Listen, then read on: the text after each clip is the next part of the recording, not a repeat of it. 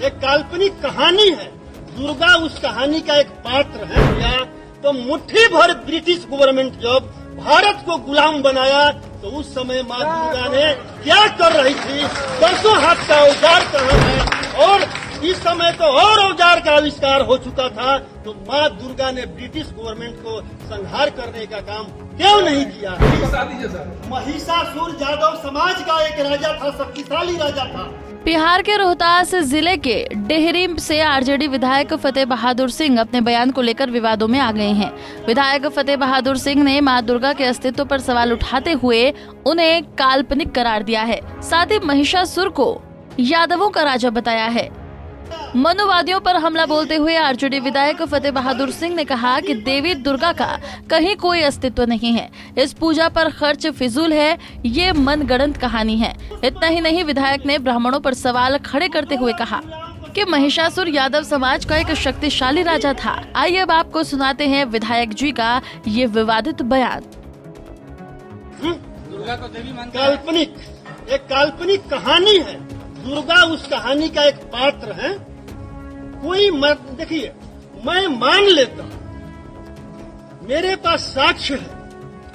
अगर दुर्गा जी या हमारे देश में मनुवादियों के अनुसार 33 करोड़ देवी और देवता हैं, लेकिन जब भारत गुलाम हुआ, जब ब्रिटिश गवर्नमेंट भारत में आया और भारत को गुलाम बनाने का काम किया, उस समय भारतीयों का संख्या जो था 30 करोड़ था और देवी देवताओं का संख्या भारतवर्ष में 33 करोड़ था।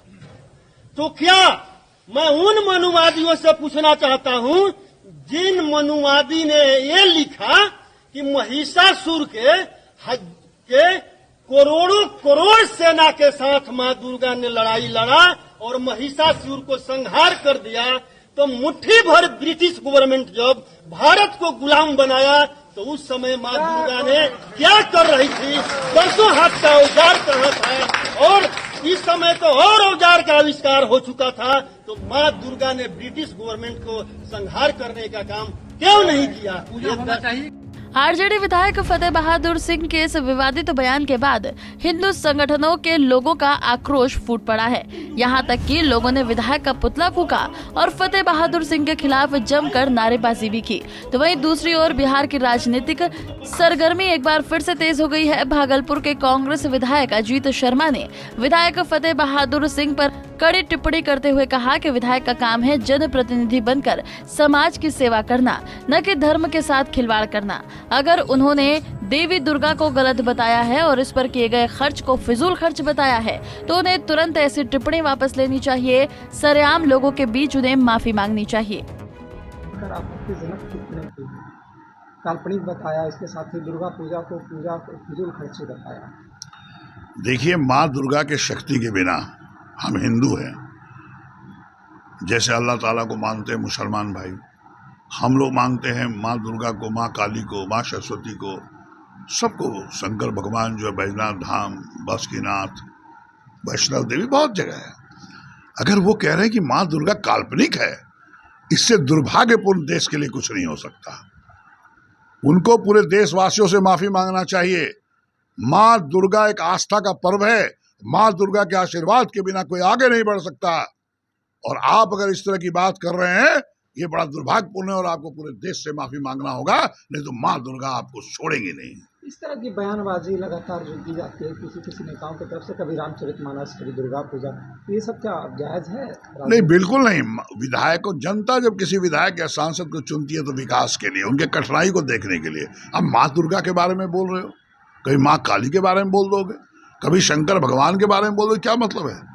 आप विकास करो, जनता क्यों चुनी है आपको? अपने क्षेत्र का आप काम कीजिए। अब माँ दुर्गा के बारे में बोल रहे हो, यह बिल्कुल गलत है। आपको बता दें, किसी भी विधायक या सांसद का काम है जनता का विकास करना, जनता की कठिनाइयों को देखना, इसी के लिए जनता चुनती है। और अगर आप इस तरह की बात करोगे, जनता आपको अगले चुनाव में निश्चित तौर पर सबक सिखाएगी कि आप माँ दुर्गा के बारे में से बोल रहे हो। उनको पूरे देशवासियों से माफी मांगना चाहिए।